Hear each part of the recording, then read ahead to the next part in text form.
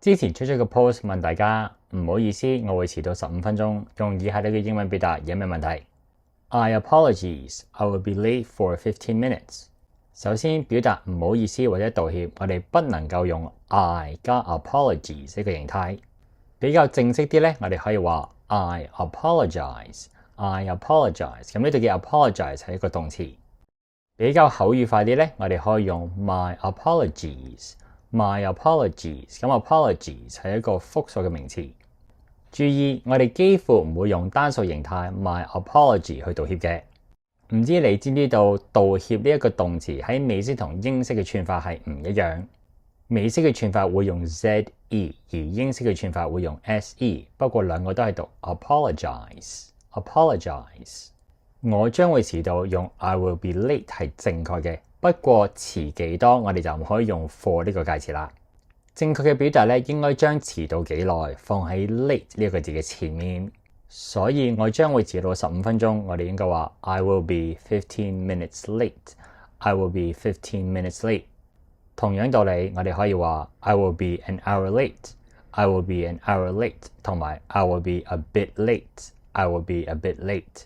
有啲朋友寫咗 be late by 15 minutes。by 呢一個字咧，我哋通常會喺過去式嘅時候先至會使用。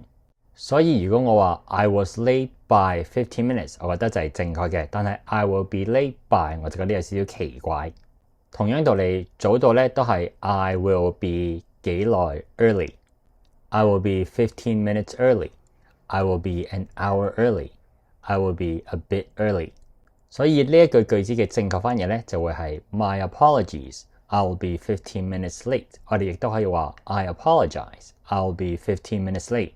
喺唔好意思呢個位咧，有啲朋友用咗 my bad 呢兩個字，文法上係正確嘅，但我覺得有幾樣嘢要注意。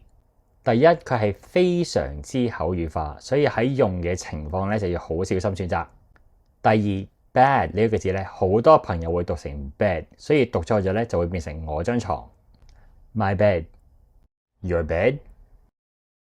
第三，呢兩個字嘅升降調咧，好多朋友會讀錯。我哋用呢兩個字表達唔好意思，佢唔係讀 my bad， 佢係讀 my bad。My bad。My bad。